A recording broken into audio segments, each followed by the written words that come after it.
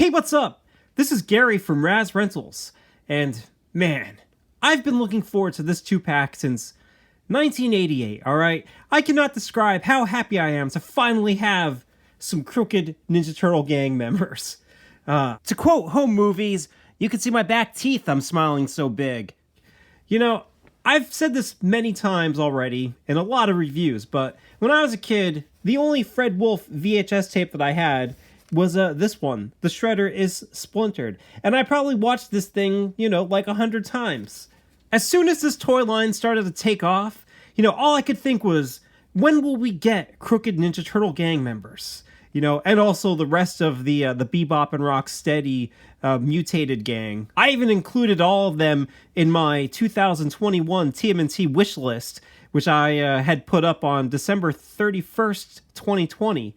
Now, if you were curious about my NECA Fred Wolf top 5, they were 5, Lotus Blossom, 4, Bugman, 3, Pizza Monsters, 2, Crooked Ninja Turtle Gang members, and also number 1 was the rest of Bebop and Rocksteady's mutated gang, alright?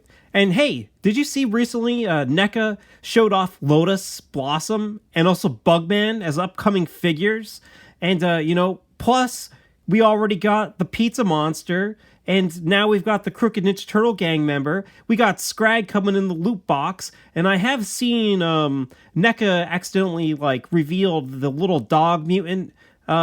He showed up in one of their pictures for something, and it's like, man, my list has almost been fully realized. Sometimes I lie awake at night thinking about the mysteries of life. Do aliens exist?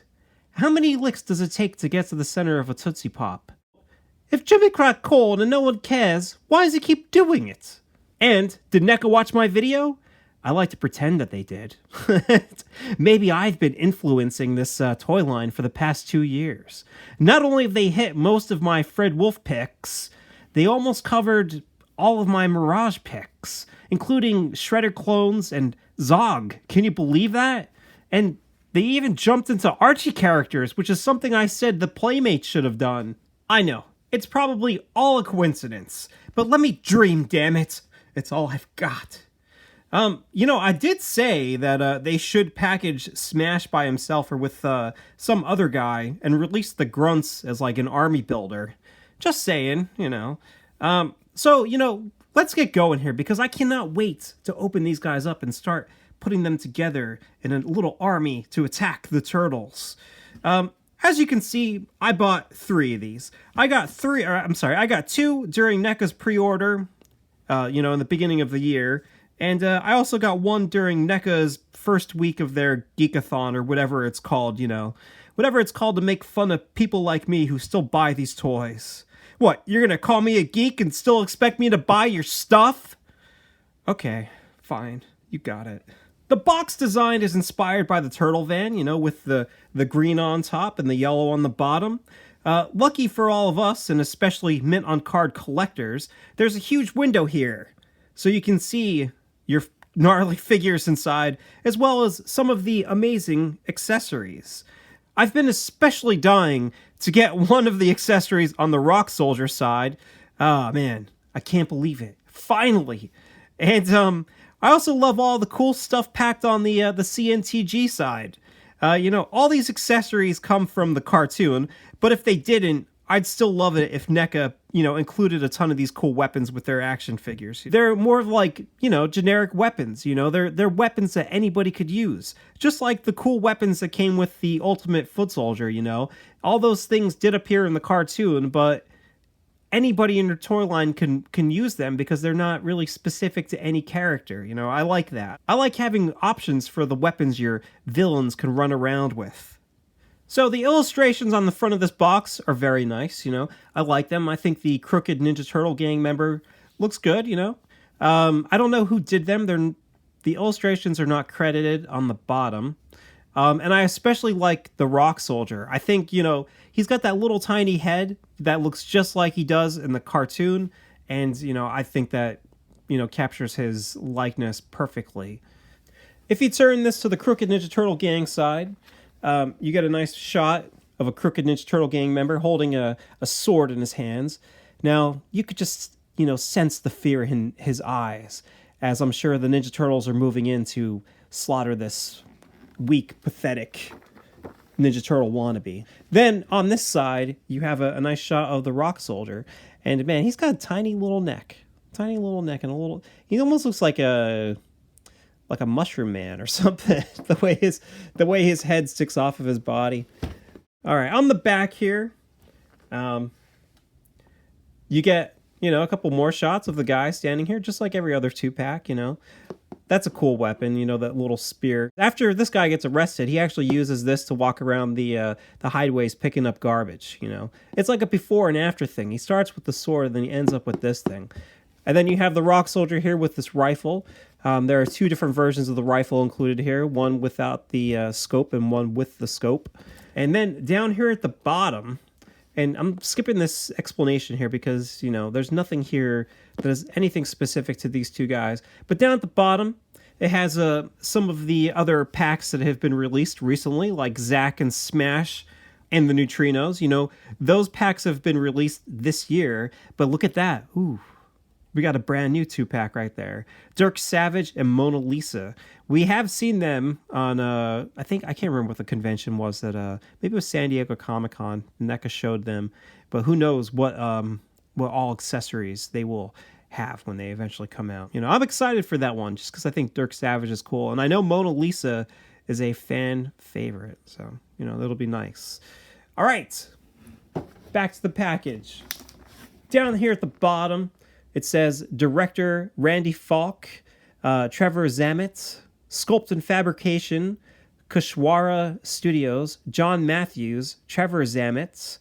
What all has Trevor sculpted? I'll have to take a look at that.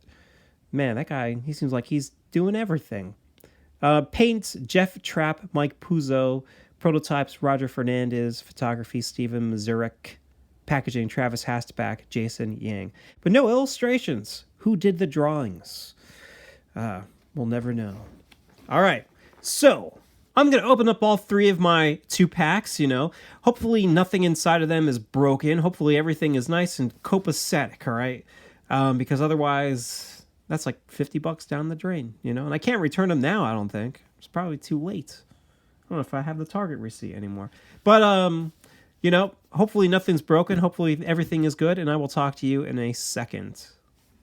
So here they are, free from their plastic and cardboard prison, ready to get smashed and bashed and pummeled into a pulp by the Ninja Turtles who are, making their way to the real threat. Surely NECA are the kings of the TMNT army builders.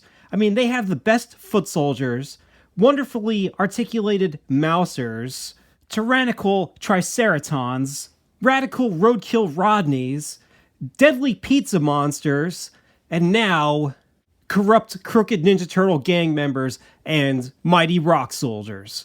Man, they got so many cool things to collect, and man, I want to get more and more, but you just can't spend all the money. But I want them. I want more. Now, these guys come with a ton of really awesome accessories, as you can see here. And you may be wondering, why, Gary, why didn't you show all 3 sets of these guys in this shot? Well, I ran into some quality problems, unfortunately. Usually right after my, out-of-the-box shot, I go right into cartoon history. I talk about the episode, and I am going to get to that. But before that, I need to discuss some of the Crooked Ninja Turtle gang quality control problems that I unfortunately had, because my expectations were like out of the roof for these guys. I was really looking forward to them, and then once I started opening them, I was like, oh my gosh, this is not the best. And they look awesome, and the things that do work well, but they have some joint problems that I'm going to discuss right now. So I'm going to talk about the the most common problem I saw with these guys. All right, I had 3 boxes of these guys, and 2 of them came with their knee bent like this, right in the box. All right, and this knee would be completely straight and it would work fine. Right, the ones that were bent like this all had problems. For some reason, it almost looks like the the piece of vinyl, this connecting piece right here, was like too big or something, because I couldn't like rotate it this direction, and I couldn't rotate it this direction. You know, almost felt like the piece did not fit correctly with this. Eventually, I did get this one to move after I warmed it up, but I'll show you this. As you can see here, there is a little bit of a tear beginning to take form right there, you know? That's because when I was trying to move it, it just wouldn't move at all. And whenever I tried to warm it up with water, you know, that made it even worse. That made it even more susceptible to tearing there. So unfortunately, I got this one to work good. One of the legs I couldn't get to move at all, unfortunately. You know, I couldn't get this bottom knee joint to move at all. And, you know, it would be one thing if it was straight. You know, I could live with that and then kind of just bend the top one and be perfectly fine. But when you have the bottom one kind of bent in this angle and you can't move it out of that one, you know, that's not the best. You know, you have to work around that. You know, you always have to have them in a certain type of stance. So two of them were like that, and one of them was like, I ripped even more because I can't even get this one to move at all. You know, I couldn't get this one going at all, unfortunately. And it's really ripped, right? So one of them came and the leg was straight, and I was able to, you know, bend this one just fine. You know, this one has no problems whatsoever. But you know what I did with this one?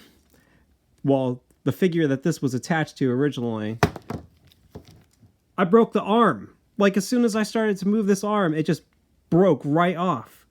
I could not tell you how, you know, upset I was. I was like, oh my gosh, I can't believe this. Like, you know, this is not an easy fix, you know.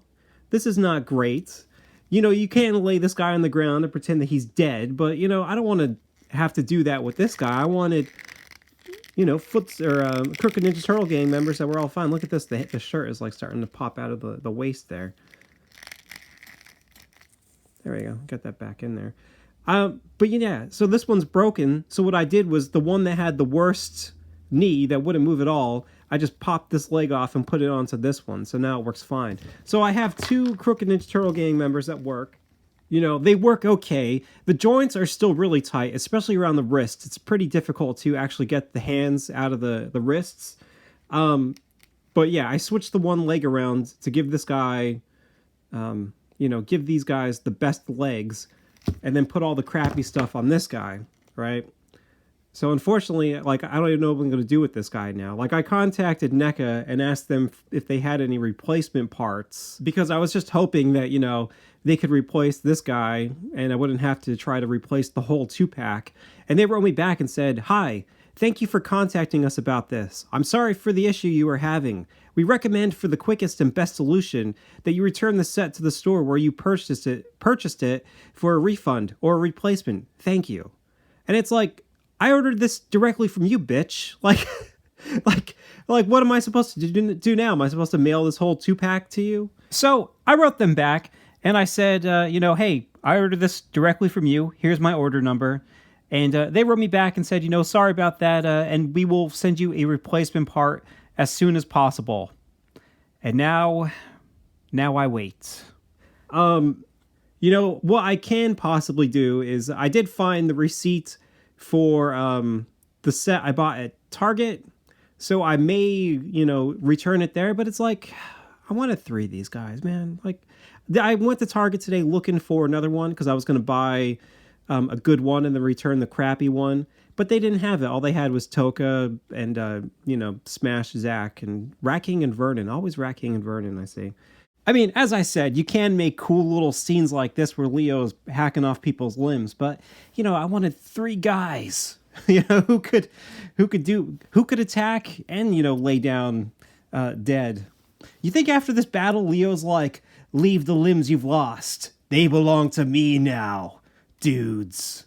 All right, so the Crooked Ninja Turtle gang only show up in one episode, the Season 2 opener, Return of the Shredder. As the episode begins, the Shredder is trapped on Dimension X with Krang, Bebop, Rocksteady, the Technodrome, and all the foot soldiers. He begs and begs Krang, please send me back to Earth so I can finally prove what I can do. At first, Krang is reluctant, but then he gives in, only so he doesn't have to hear Shredder whine anymore. My goodness. He gives the Shredder a foot communicator, which is the first time we ever see one in the series, and he sends him back to Earth so he can handle the turtles once and for all. Now, you'd think that Krang would provide Shredder with, some top-notch weapons and some top-of-the-line guys to pull off such a difficult task, but nope. Just to be a jerk, Krang doesn't allow Bebop, Rocksteady, or the Foot Soldiers or anything to go back with the Shredder.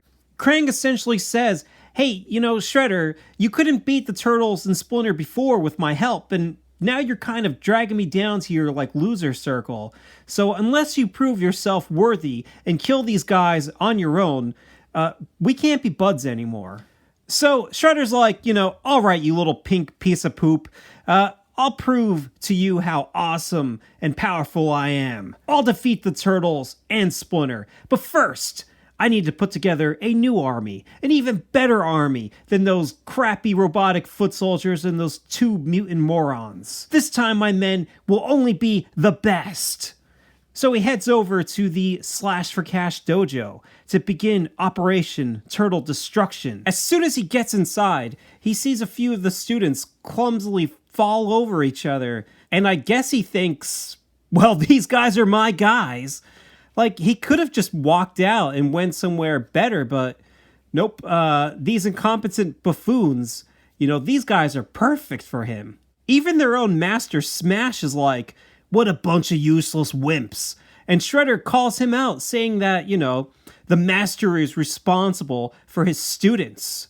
So it kind of sounds like, the Shredder doesn't respect Smash that much, but nah, Shredder's kind of like, you're my number 2, buddy. You are second in command. After this, there's a very short scene at the Channel 6 news building, and then, quickly, we return to the Slash for Cash dojo, where the Shredder is wrapping up his, training his students. He says now they're ready for action. He must have been training them for, an hour. That's enough? I mean, I guess I shouldn't doubt the Shredder's abilities. He did train the Punk Frogs.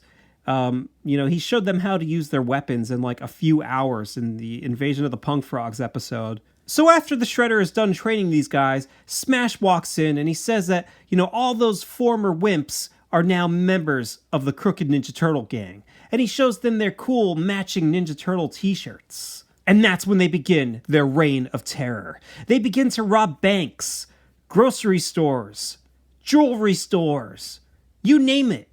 What's the purpose of this? To get super rich? Nah, it's so that they can frame the real Ninja Turtles, so that the people of New York City turn on them. The Shredder knows the guys will eventually surface from the sewers to, clear their names, because their egos are so high, they can't stand to have such a negative public image. Shredder tries to check in with Krang and explain all this to him, but Krang's like, this plan is stupid. This is going to take forever. Don't call me back until you have some results.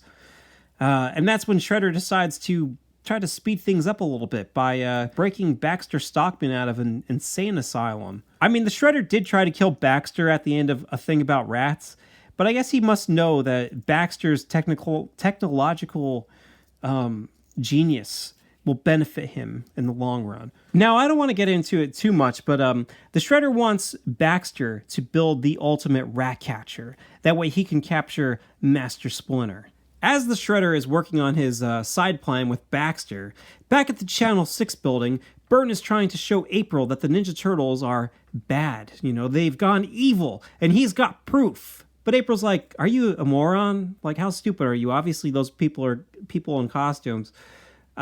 So April calls the guys, and they come watch the Channel 6 videotape of the Crooked Ninja Turtle gang. I love how Raph magically turns into Leo in this shot. Now, Leo was able to learn, just by watching this video, that Smash's kick technique could have only been taught to him by the Shredder. Meanwhile, as the guys are off watching TV with April, Baxter breaks into the turtle lair with his giant rat catcher, and he catches Master Splinter. Now, how did he find the turtle lair? And how come he never brought the Shredder back down here? So, the guys return home, they find that Splinter is missing, and they follow the trail, which eventually leads them to the surface, where they get attacked by the Crooked Ninja Turtle gang. Now, this is one of my absolute favorite Ninja Turtle battle scenes, I vividly remember this from my childhood, watching this over and over again, and I used to reenact it with my guys. I knew all the quotes. I love this scene. Sure, the Crooked Ninja Turtle gang are bested by slapstick, but even that stopped Usagi Yojimbo, right? I didn't really care at all that they were beaten by slapstick. I'd put like tin cans on my guys and have my Mikey toy wail on them with his nunchucks. I think I even put a garbage can on top of one of my friends and, whacked it with some sticks. Maybe my chutchies were right and my parents shouldn't have let me watch such violent cartoons. The Crooked Ninja Turtle gang uses a nice assortment of weapons that, of course, I'll talk about when we get to accessories. The only weird thing here is Smash, doesn't wear his Crooked Ninja Turtle gang uniform. I don't know why, but he just does not. So the guys make easy work of the Crooked Ninja Turtle gang, as well as their leader Smash. They put him in these stocks, and that's when Leo's like, "Where's the Shredder?" And Smash says that he left them a message. Carved on the wall it reads, "Meet me if you dare at the Slash for Cash dojo." Man, if I was Smash, I would have went home as soon as Shredder started to write this on the wall. "Shredder, what are you doing over there?" "Just writing where the turtles can find me after they kick the shit out of you and your guys." "Screw you, Shredder. I'm going home." And that's the end of the CNTG, right? At the Slash for Cash dojo, Shredder does admit to Splinter that the Crooked Ninja Turtle gang were a bunch of clumsy fools he used to delay the turtle so he could complete his trap. But in my opinion, that all just seems like, a lot of work. Like, just hire some dudes who are actually competent and have them, wear the turtles down until they're weak enough for you to destroy them. That's what Bane did with Batman. Like, they're not going to get weak by fighting a bunch of wimps. Now they're going to come after you, with their full strength. And you're going to go down, Shredder. You're going to go down. So I don't have much to say, after this, because I'm trying to save some of it for my Baxter review when I talk about the Pre-Mutation 4-pack. And since we don't really have much to say about the Crooked Ninja Turtle gang anymore. But, just so you know, the guys show up to save Master Splinter and they win. That's it. I do have to point out, I always love this shot where the Ninja Turtles are walking towards Shredder. It looks like the toys came to life. Like, they look just like the action figures there. I like this episode a lot, as I've said over and over and over again. This episode introduced Irma. It made Baxter more manic and threatening. It had the turtle blimp. It had Tiffany. It had Donnie's bloody teeth. It had the turtles actually use their weapons, including Michelangelo. This episode will forever be burnt into my memory. And, what's also cool about it, it was one of the few stories to be adapted into the Ninja Turtle Adventure Comics. Issue 1 and Issue 2, Volume 2. Now, what's interesting, it is kind of weird that they, couldn't fit the whole episode into one comic book. But, these covers are great because they're done by Kevin Eastman and Peter Laird. But the artwork inside is weird. It's done by Dave Garcia, who did not do much of the Adventure Comics. And he, did not draw anybody on model. Like, April looks fine. Splinter looks okay. The Ninja Turtles are good. I don't know. I don't think he did the colors, but, look at Krang. He's all white, which is weird. But, the people, the supporting characters, like Vernon, Irma, he just did not want to draw them the way that they were drawn. Even these thugs in the park that attack the Shredder, they're way different. The Foot Calm is completely different. Smash doesn't look anything like him. I don't know. It's kind of cool, but at the same time, it's weird. I'm glad that Kevin I can't remember his first name. I'm so glad that he took over the drawing, for a lot of these early Adventures comics. What's kind of interesting is the turtle suits at least look more I guess they look more like Ninja Turtle costumes than the ones in the actual cartoon. Although they don't have any masks. Should you buy these? I don't know. They're getting a little pricey now. Even Baxter here, he doesn't... I don't know. His hair is way too short. But some of these, you know, he's still... Some of the dialogue is exactly the same, which is cool. But just stick with the episode and don't start reading Ninja Turtle Adventures until issue 5. Now that we've talked about the Crooked Ninja Turtle Gang TV episode, it's time to talk about the toy. Can you believe that? So let's talk about accuracy. And first up is scale. Now, there's not much to cover here. The Crooked Ninja Turtle Gang are many, and they can be all shapes and sizes. I do think there are a few things that they should be at least. Like, I think that they should be somewhat average-sized, a little taller than the Ninja Turtles, not very muscular, and Smash should look a little more powerful than them. If not, I mean, this Smash, I don't know, he just kind of appears dumpy. He doesn't necessarily have the same bulk that Smash has in the cartoon, but I think he looks pretty decent next to them. So other than that, you know, I think this Crooked Ninja Turtle Gang action figure hits all the marks. He's a pretty decently executed action figure. Next, let's talk about their Ninja Turtle Halloween costume. These guys wear a brown paper bag that's painted green, and I've always found that to be hilarious.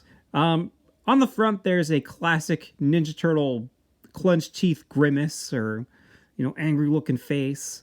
And he also has a red cloth eye bandana. So here's the question. How does this cloth bandana stay in place, right? Because if you pulled this to tie this knot in the back here, that would crush the bag. So what's up with that? And it also kind of looks like the eyeballs sit on top of the eye bandana. Like, every time you see this in the cartoon, it just looks like the eyes are, you know, stuck on there with glue, or maybe it's pinned. I don't know. Maybe they're googly eyes. So that raises the question, how do these guys see? Maybe that's why the Ninja Turtles are able to beat the shit out of them so easily.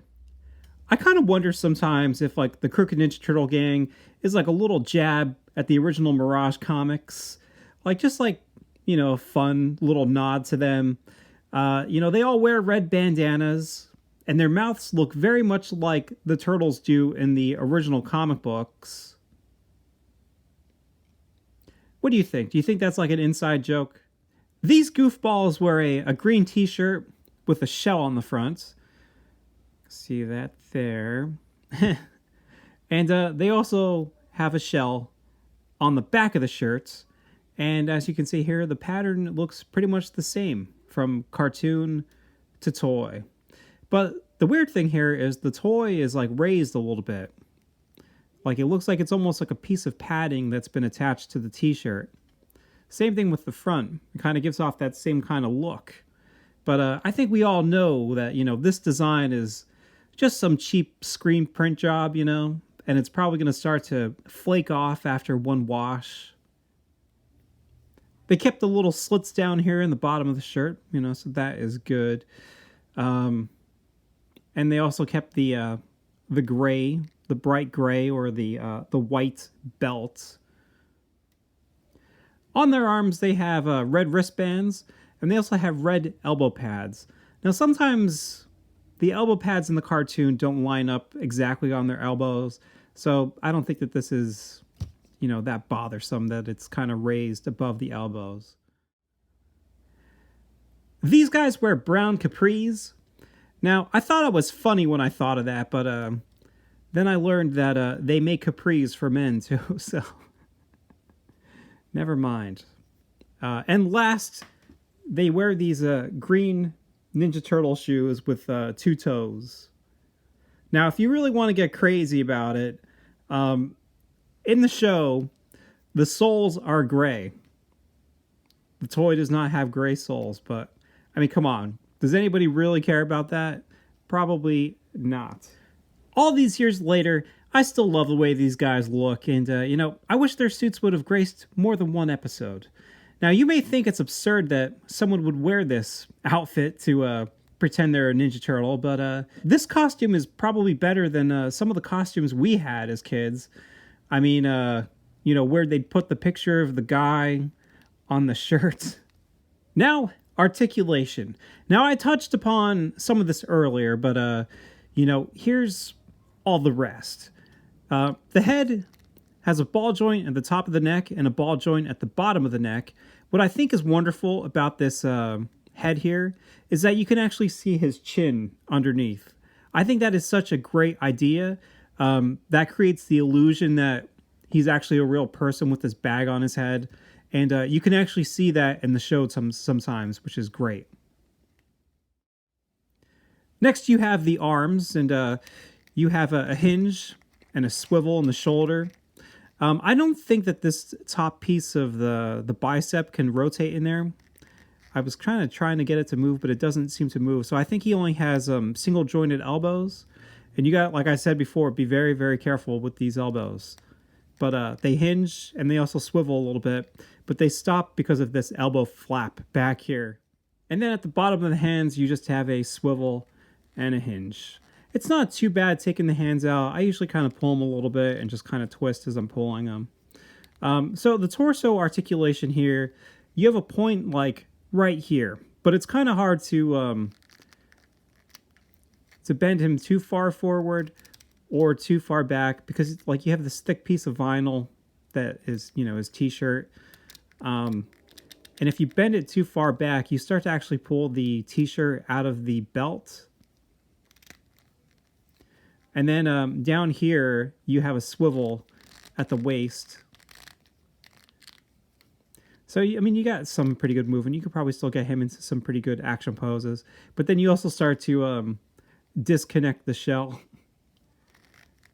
The legs here are just ball joints. They're the same ball jointed articulation that NECA has had for most of these action figures since I think General Traag and Granitor.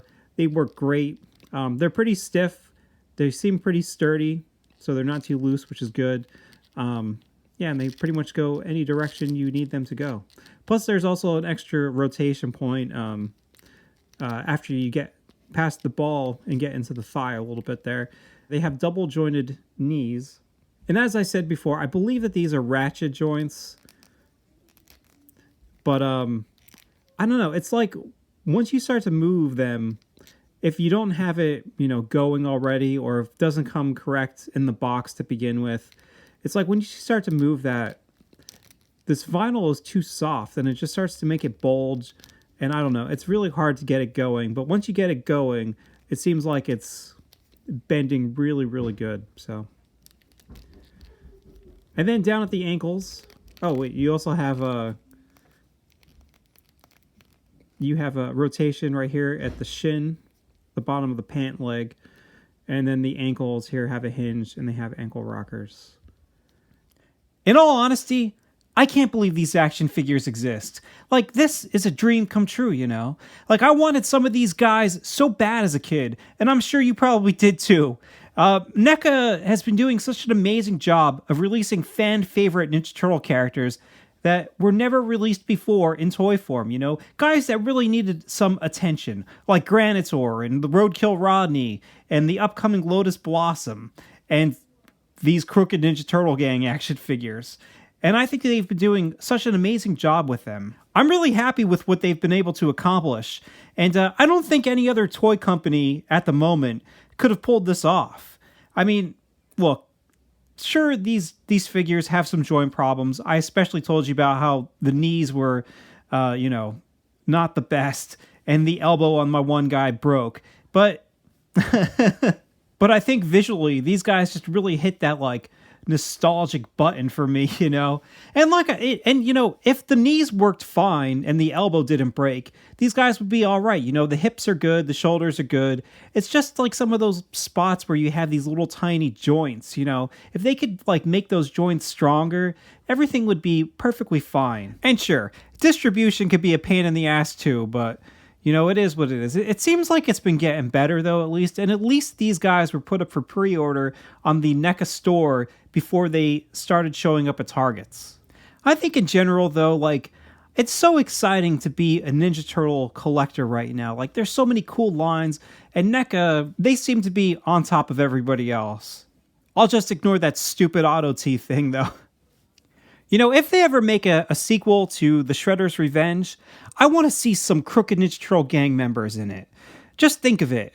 A level in Central Park. You pound on an army of these dudes, and at the end of the level, you get to fight Smash, who's just this big, strong, fat dude like the Kingpin.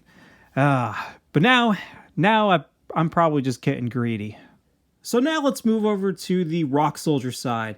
Just like the Crooked Ninja Turtle gang, I've always been a Rock Soldier super fan. You know, they were always a great addition to any Ninja Turtle video game, since they were always like a harder henchman to beat, you know, especially compared to those fragile foot soldiers. In general, I always thought they were cool because, you know, rock monsters are usually something you know, would see in mythology or like enemies in an RPG, you know? They're usually more like animals, like the stone taluses you fight in Breath of the Wild, like sort of like a wild stone beast. But in Ninja Turtles, they put a spin on them by giving them futuristic weapons and making them like, you know, part of an army. They're a unique group of rock minions. I also always think of them because of this coloring book, Shredder Gets Splintered. You know, they just couldn't keep the name of this story consistent. The coloring book is called Shredder Gets Splintered. The VHS tape is called The Shredder Is Splintered. The title card of the episode says Shredder and Splintered. And the DVD lists it as Shredded and Splintered. Jeez. Just pick one already, my goodness.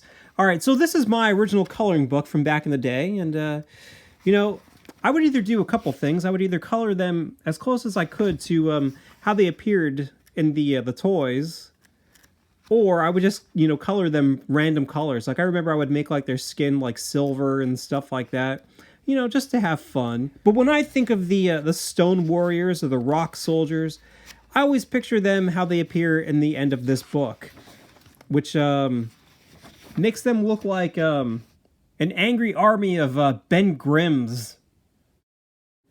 And, of course, there were their appearances in the cartoon. So many appearances, but also not as many as you'd think.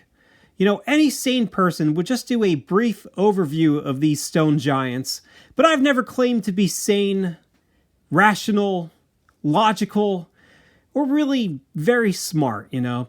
So I'm going to do my best to try and talk about every single Rock Soldier appearance. Now, don't worry, some are very quick cameos, but, you know, I wanted to take a deep dive into the show and point out where they, you know, they show up, just in case you wanted to know.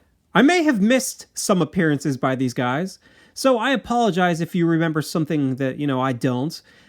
But just remember, I'm only a man. One man who watched every single Ninja Turtle episode from season 1 through 7, while trying to pay attention to every single little tiny detail worth mentioning. Not to mention a few in seasons 8 through 10. Alright, so let's begin with season 1. In season 1, the writers did a good job of building up the threat of the Rock Soldiers without giving everything away all at once. In the second episode, Enter the Shredder, the mysterious Krang tells Shredder that his legions are waiting in Dimension X, waiting to storm onto Earth and crush it. What legions are these? I'm so excited to find out. But we know that they mean business because, I mean, Krang has this gigantic technodrome. 2 episodes later, we find out. In the episode, Hot Rodding Teenagers from Dimension X. In the beginning, Krang is, you know, doing his usual season 1 thing, yelling at the Shredder to make him a body. The Shredder says he can't because he's busy working on his mutations. And Krang's like, look, bud, like, quit wasting time with these stupid mutants. In Dimension X, I have a whole army of stone warriors who are waiting for me to get a body so I can lead them. Now, technically, Krang could lead them as a brain, but he's too embarrassed for them to see him in this state. So the Shredder's like, aw, shoot, Krang. Stone warriors? I'll just open up the trans-dimensional portal right now to get some of them. Krang warns the Shredder not to open the portal, since anything could come through. But Shredder just does whatever he wants. And, of course, some neutrinos come to Earth. And then not far behind them, the first rock soldiers we ever see make their entrance. General Traag and Sergeant Granitor. Now, NECA, this right here, this is a vehicle we need. Although I don't want to think of, the price you charge me for that thing. So Traag, Granitor, and Bebop and Rocksteady get into a shootout until the Shredder tells them, all to stop. Traag and Granitor don't waste any time. They take off in search of the neutrinos, and that's when they run into their evil lord Krang, who acts like they just walked on him naked in the shower. Don't look at me. He's not the only one freaking out either, because the rock soldiers are taken aback when they see him without his body. Apparently, when Krang was banished to Earth, whoever banished him here took his body and left him as a brain. Alright, so Traag and Granitor spend most of this episode trying to apprehend the neutrinos, who they hate because they don't like war. They also use some of Krang's cool Technodrome technology, including this vehicle which Turtlepedia calls the Techno Rover. This is another cool vehicle which shows up here and there throughout the series, and I would love to have an action figure, a toy of this. But, this thing would be huge. If it's going to fit the two stone soldiers or the two rock soldiers inside of it. Now, Traag and Granitor go on an assault throughout the city. There's this really cool battle with the Ninja Turtles driving around in their turtle van for the first time. Leo eventually destroys the Techno Rover's treads, which causes it to crash. And then the Ninja Turtles and the neutrinos escape. They try to run and hide. And that's when Traag decides, in order to destroy the neutrinos, he'll use a weather satellite. And no, this weather satellite doesn't tell Traag the weather. It makes weather. Traag sets it to total chaos and says within 2 hours, the weather will stamp the city flat and, kill everyone inside of it, including the neutrinos. Now, one thing I have to mention is normal bullets or, police lasers can't hurt Granitor or Traag. And also in this episode, everyone refers to them as Stone Warriors. They're not called Rock Soldiers just yet. So after the Ninja Turtles witness what the weather machine is doing to the city, they decide that they gotta get rid of these Stone Warriors. They drive down to the Technodrome with the neutrinos, and after they enter, there's a cool scene where the Stone Warriors shoot these cool guns at the neutrinos and the Ninja Turtles. Donnie figures out how to open up the portal, and Mikey uses some lubricant to slide the Stone Warriors back into Dimension X. Which is good for Mikey, because Mikey's weapons are no match for their rock-hard bodies. Right after this, the guys head back up to the surface, and they fly a neutrino star cruiser up in the sky so that Leonardo can destroy the Weathermaker. Now, in this episode, there are no Rock Soldier infantrymen, but we do get a nice preview of what only 2 Rock Soldiers can do. And unfortunately, this is the last episode that Granitor appears in, He appears in video games, but after this, no more cartoon appearances. Alright, so episode 5. Shreddered and Splintered. Shredder finally builds Krang his body, which gives Krang the confidence he needs to command his rock soldiers. Krang calls up Traag, and Traag says 12 brigades stand ready to invade Earth, with more to come. Before Krang can open the portal, the Ninja Turtles show up and interrupt him, and Krang attacks them. In probably one of the most iconic battles in the whole Fred Wolf series, Krang grows in size and fights the guys on the streets of New York. Man, what a scene. Eventually, Donnie shows up on the turtle blimp to save the guys, and Donnie and Leonardo go inside Krang's shoulder to find a way to shrink him down to his normal size. And man, this is my favorite episode of the whole series, I'm leaving a lot out of this review just so I can talk about the Rock Soldiers, but man, if you're going to watch any one Ninja Turtle episode, I highly recommend this one. After Krang returns to his normal size, he and the Shredder fly down to the Technodrome and open up the portal to Dimension X. Now, I love these shots inside of Dimension X. I think the color is cool. I just like the whole vibe it gives. Some of these shots are very abstract with all the rock soldiers floating in random spots in outer space. I don't know. I really like these. So, General Traag leads an army of rock soldiers into the Technodrome. And the design of these guys just looks fantastic in this episode. Like, this is how they look throughout the rest of the series, with the exception of a few weird episodes in Season 2. But I don't think you'll ever find the rock soldiers look as good as they do in this shot of them coming through the portal. They just look so 3D or fully realized or something. They look fantastic. Almost immediately, Donatello rewires Krang's portal and sets it to suck the Technodrome into Dimension X. So that's kind of a letdown if you were hoping to see the guys actually fight some rock soldiers.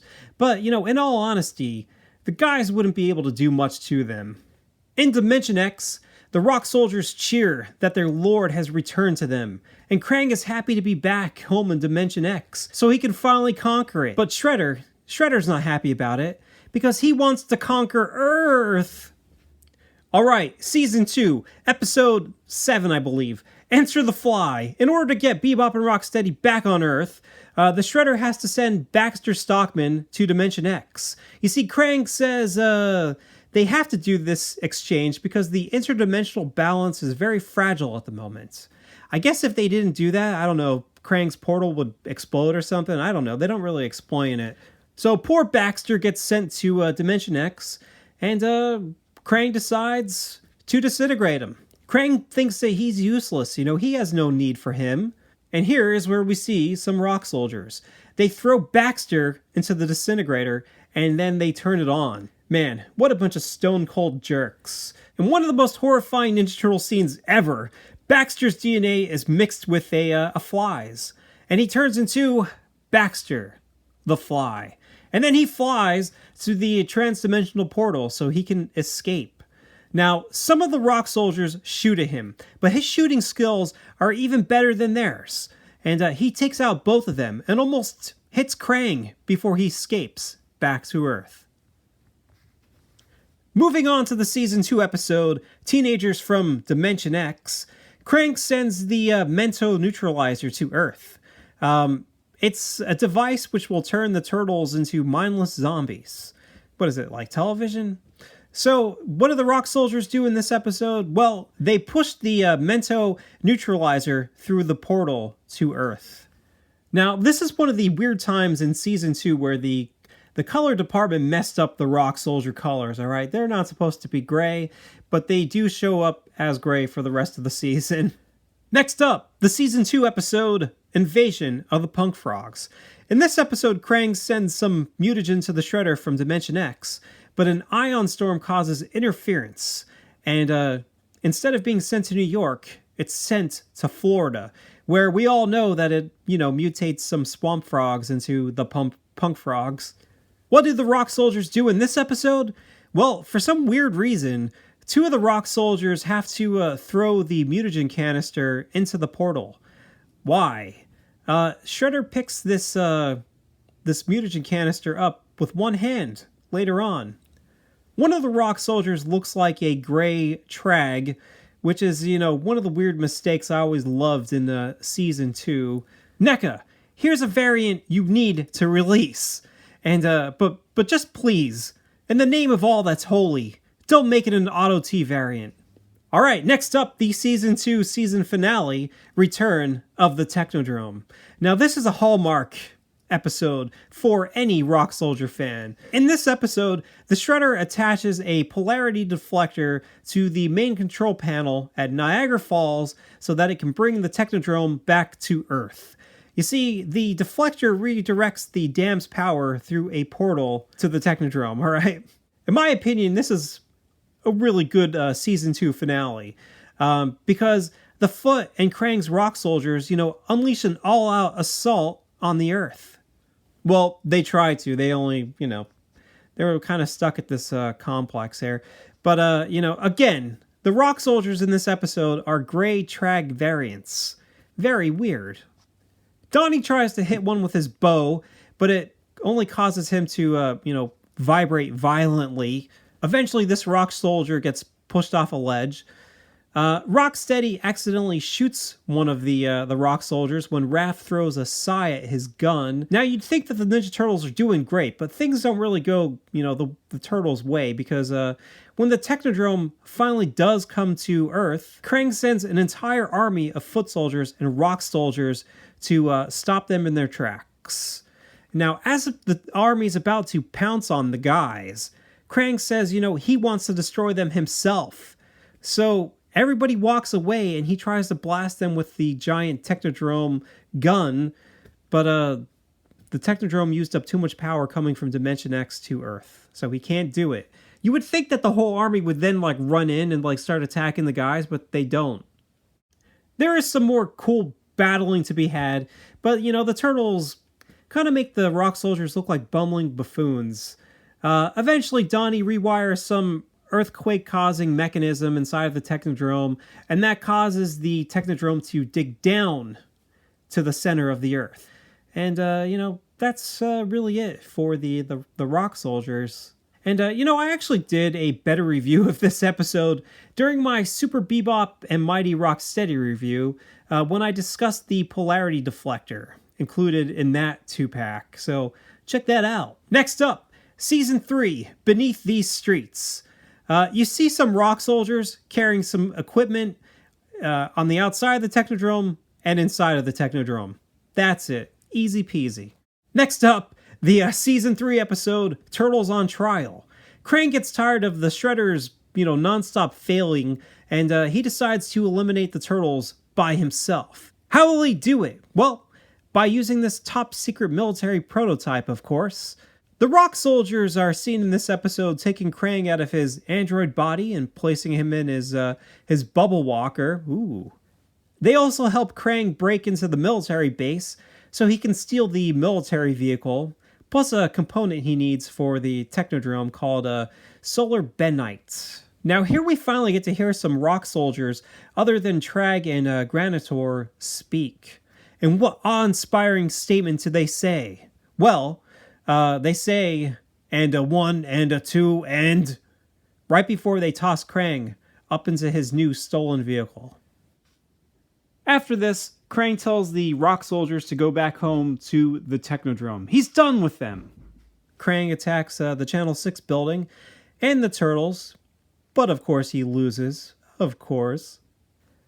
Next up, you have the Season 3 episode, Attack of the Big Mac. Now, I don't think I've actually talked about Big Mac in any of my videos, which is kind of funny because I've been making these videos for 2 years. And I will, talk about him a lot when I go over NECA's brand new action figure that's coming out, which I can't wait to get. Basically, Mac is a robot from, I think he's either from a different dimension or the future. I can't remember. All I know is there's a portal opens up and he comes to our world. He was a factory reject because he hates violence. But, at the end of the episode, Krang sends some rock soldiers after him. And he straight up murders them, all right? They're sentient beings, but he just blasts them to smithereens. Next up, the Season 3 episode, Cowabunga Shredhead. In Dimension X, we just see some rock soldiers in the Technodrome, moving some equipment and looking super tough as they walk by with their weapons in hand. That's it. This is one of those weird episodes in Season 3 where the animation jumps in quality, to the extreme. Sometimes the animation is beautiful and almost Disney afternoon quality, and other times it's just abysmal, absolutely awful. Next up, we have the Season 3 episode, Michelangelo's Birthday. This episode actually explains the rock soldiers' origins. In this episode, Krang discovers an anti-mutagen outside of the Technodrome when some of the welding flux mixes with the lava. I absolutely love this scene outside of the Technodrome. First of all, the backgrounds are just painted wonderfully, and it's just kind of cool to see all the rock soldiers and foot soldiers working on the Technodrome. I don't know, very cool looking. So, Krang bottles up some of this stuff, and first he tries to spray a rock soldier, and it does nothing. and then he angrily throws it at a group of rock soldiers, 3 to be exact, and it turns them into rocks. You see, it needs to demutate 3 mutants at a time. That's really dumb. But, why? Why 3 of them? That is such a weird thing. Now here, Krang says that the rock soldiers are actually mutated rocks. He says they reverted to the rocks from which they came. I know I watched this episode as a kid, but, I must have forgotten this detail for 30-some years because I always thought of them as like an alien species from Dimension X. Now, when the Shredder does finally use this anti-mutagen on 3 of the turtles, it turns them into these big fat blimps. I don't know why. It just does. Shredder doesn't know either. Probably the coolest thing about this episode is it introduces the Flush-O-Matic to the show. In the Flush-O-Matic, Shredder uses a mutagenic ooze, which he says will melt Mikey into nothing. Now, here's a shot I gotta point out. I think this one is pretty funny because here they forgot to draw Mikey's legs and the rest of the Flush-O-Matic, tray that he's laying in. Maybe this shot was meant to be zoomed in a little more, so you didn't see that edge of the device. And NECA, you should make the Flush-O-Matic too. I know I'm going to mention a lot of things you should make in this video. All right, still in Season 3, Usagi Yojimbo. In the beginning of this episode, the guys are attacked by General Traag for a very short time until he just disappears. Donnie explains that Krang must be playing around with his trans-dimensional portal. That's it. Alright, next up, Season 3, Shredderville. Now, this episode is Donatello's nightmare, where the Shredder took control of New York City, and, it's all demolished now and crappy looking. It's so bad there. April and Irma have resorted to working as servant girls for a non-mutated Bebop and Rocksteady. So, rock soldiers. Alright. The rock soldiers first show up as Zack is spray painting Krang Go Home on the side of the Technodrome. A rock soldier tries to arrest him, but Donatello throws his bow between his legs and it trips him. Next, the turtles put on disguises and enter the Technodrome, saying they need to fix something. And Traag just falls for it, like a doofus. When the guys reach Krang, they learn that Shredderville is all Shredder's doing, and they need to go to the Channel 6 building to stop him. They try to leave the Technodrome, and Krang gets very upset, because he wants them to fix his view screen, so he can watch his favorite soap operas. He commands the rock soldiers to stop them, and the rock soldiers, run after him, they shoot their rifles, and chase them out the door, but then Zack spray paints them. And they fall over like a bunch of wimpy pushovers. Like, whoa, I'm pink now, oh no. Close to the end of the episode, an army of rock soldiers chase the guys inside the Channel 6 building, but April and Irma help them get away. Next up, part 2 of the Season 3 season finale, the big break-in. In general, this plot is Krang is trying to raise the Technodrome to the surface of the Earth, and eventually he succeeds. The episode is awesome because it shows so many different areas inside the Technodrome. I recommend watching this episode just to see all the cool different rooms, Some of the guys ride along in a Techno Rover, and some of the guys ride on the Turtle-seeking cycles. And I just love all this. You just see so much cool stuff. What does this stuff do? I don't know, but it looks cool. So in this episode, Krang is able to power his pan-dimensional portal, so General Traag can send the Minimizer. The Minimizer is a weapon that can minimize things. NECA, if you're watching, make this thing, alright? And you gotta make this shrunken Technodrome. You gots to. This episode also has an awesome battle with Krang, but no rock soldier grunts. Next, you have the last part of the Season 3 Big Trilogy season finale, the Big Blowouts. Now, this episode continues the Technodrome's onslaught on America as Krang works to create a supersized dimensional portal. Krang wants to send Earth to Dimension X so his forces can destroy it. This is another great episode filled with some awesome Technodrome shots, Although most of them in this one are exterior, you know. Watching the guys scale the outside of the Technodrome is something you probably wanted to see since Season 1. Basically, the only Rock Soldier appearance is Traag again. Alright, Traag and Krang's forces are waiting for Earth to enter Dimension X, so they can blast it good. Only, in the end, the Technodrome is sent to Dimension X, and Krang's forces horribly blasted away. Now Shredder and Krang are stuck in Dimension X again, without any power. Alright, now we're finally out of Season 3, and up next is Season 4. 4 turtles and a baby. As this episode begins, Traag and his rock soldiers are attacking the neutrinos. The neutrinos counterattack with some green gunk, but you know, the rock soldiers can't be stopped by that, I don't know, jello? What is that? Eventually, the rock soldiers are successful, and the Shredder and Bebop and Rocksteady seize the neutrino capital. You know, I really like the beginning of this episode. It's pretty cool seeing all the rock soldiers in action. But the animation in this episode is pretty poor. All right, next up, Season 4, The Big Zip Attack.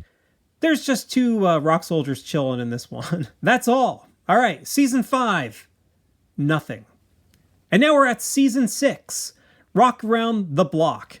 I talked about this episode pretty extensively when I discussed the Rockalizer that was included with Muckman. Basically, Krang gives Traag the Rockalizer, which is a ray gun that vitalizes anything made of minerals. Eventually, Traag uses it to create a giant rock monster that uses the Channel 6 building as a punching bag. And when the guys destroy that, it becomes mini rock monsters, which the guys kill in some rock crumbler. My favorite thing is Traag is just horrified. Crap, I'm a rock too, you know. Again, this episode proves that the guys' weapons are no match for dudes made out of rock. They can stab away, but they're not going to hit anything vital. Alright, next up, the Season 7 vacation episode, Ring of Fire. Now this episode takes place in Portugal during the running of the bulls. I've been meaning to find a way to talk about this episode for a while now because there's something weird that happens here, alright? When Shredder, Bebop, Rocksteady, and some rock soldiers transport to Portugal, they don't use the portal inside the Technodrome. They just walk into some random wall.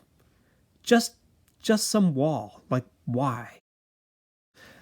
So the bad guys fight the turtles in a construction area, and when some of the rock soldiers climb a stack of pipes, Mikey rolls one of the pipes down at them, and it completely smashes them to bits. I think the rock soldiers look pretty good in this episode. You know, especially this shot right here. It just looks very nice and clean. Every time I look at this shot, all I see is Simpsons characters. Like, they all have overbites. You have the lines around their mouths, which kind of give them that, like, Homer Simpson 5 o'clock shadow. And there's just something about the eyes and the nose. It looks very, very close to the style of The Simpsons. Next up is the second Season 7 vacation episode I'm going to talk about, and that is the Lost Queen of Atlantis. Here's the soldiers in the Technodrome, and then they travel with Shredder to capture April and Irma. And I can't believe it took this long for a rock soldier to capture April. You guys finally made it, man. You hit the big time. Again, for a vacation episode, the rock soldiers look really good in this one. You know, I was glad to see them included in a few of these vacation episodes, just because they don't show up too often. If you're a fan of Greek mythology, you may like some of the creatures in this one. And, whoa, Shredder, watch those hands. All right, now on to regular Season 7. And first we're going to talk about Attack of the Neutrinos. Now in this episode, the neutrinos are attacked by General Traag and some foot soldiers who are riding Techno Rovers in Dimension X. After the neutrinos are captured, Traag pulls the neutrinos through the portal into the Technodrome, and some of the rock soldiers tow the Star Cruisers behind them. And that's all for that one. Next up, you have a great Rock Soldier episode, Season 7's Shredder Triumphant. At this point in the show, the Technodrome is sitting on the ocean floor, and Krang, manages to get the power he needs to raise it up from the depths so he can attack New York City Hall. When the Technodrome reaches its target, Krang, Traag, the Rock Soldiers on foot, and also summoned Techno Rovers march on to City Hall. You know, I love all of the shots of Krang's Rock Soldier army. It's like, this episode is like everything Krang was teasing in season 1. Like, it finally happens in this episode. I think it's really cool, you know, when Krang walks through the Channel 6 building with his evil clique. You know, just like the warlord we always knew he could be. At some point in this episode, the guys are captured and sent to Dimension X. But of course, you know, they make their way back. Mikey uses Krang's holographic cloaking device to make himself look like Krang. And then he tricks all of Krang's rock warriors to return to the Technodrome. And yes, in this episode, for some reason, they're called Rock Warriors, not Rock Soldiers or Stone Warriors. So whatever. And Donnie uses this device, which isn't the polarity deflector, to send the Technodrome back to Dimension X, leaving Krang, Shredder, Bebop, and Rocksteady without their army, without their weapons, and without any of their technology. Man, bogus.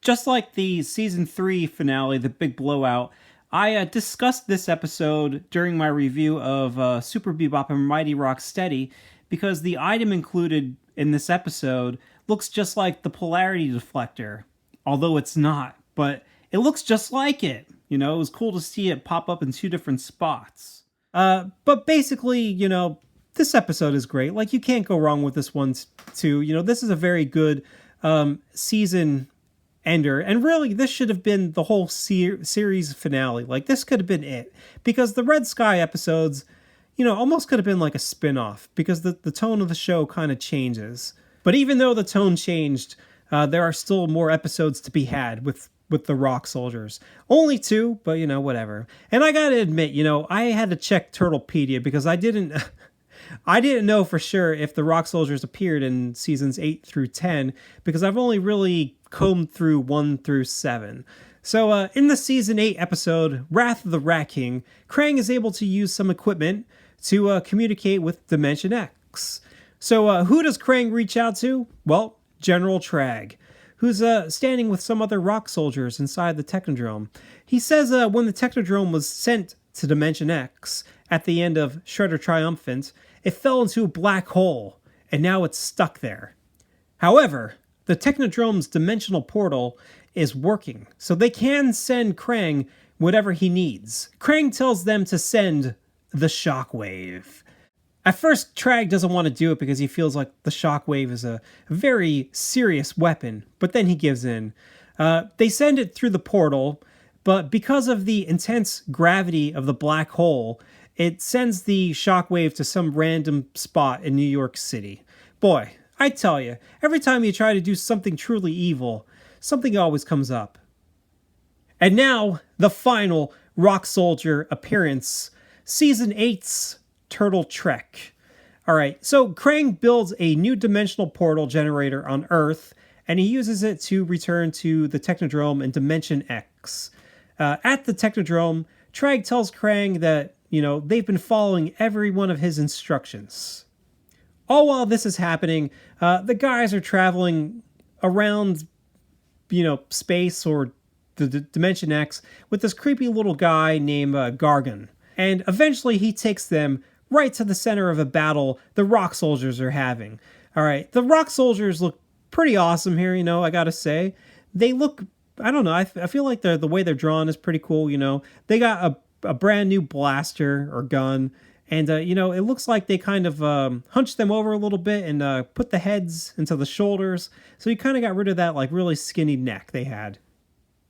In this scene, the Rock Soldiers are actually destroying a village on the planet Bellerophon. And the turtles can't stand to watch such senseless destruction, so they attack. And this is probably the most the turtles, you know, ever fight the Rock Soldiers one-on-one in the series. There's a decent amount of Ninja Turtle weapon contact with the Rock Soldiers. The guys shoot down some of their ships. Donnie throws a bomb inside of this giant rock soldier demolition vehicle. And geez, even Mikey, steals a blaster and he starts blasting rock soldiers. Now, I will say, despite this being a really awesome battle, the rock soldiers lack any weight or power that you would expect them to have. Like, the turtles just throw them around like they're normal dudes. Raph even manages to reach into a spaceship and pull 2 rock soldiers out and pretty much throw them over his head. I mean, geez, he must be working out or something. It's still a very cool episode. It's just, they have lost the power they once had. I do really like this cool action pose of the guys after they win their battle. And that's it, That's the last we see of the rock soldiers.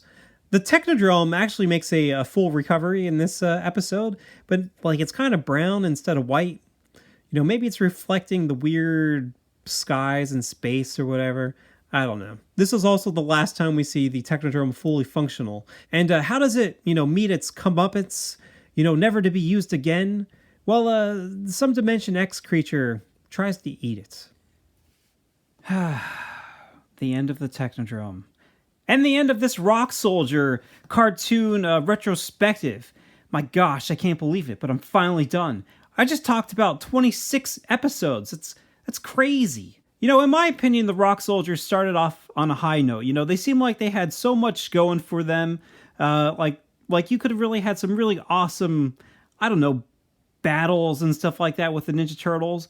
But really, it just kind of, I don't know. They just didn't really fight the Ninja Turtles that much. They're kind of just sort of like props in the Technodrome a lot of times. Or just, they do these little tiny tasks for Krang. I wish they would have had some more fights. Basically, what I learned from this whole thing was, if you want to see good Rock Soldier episodes, watch some season finales.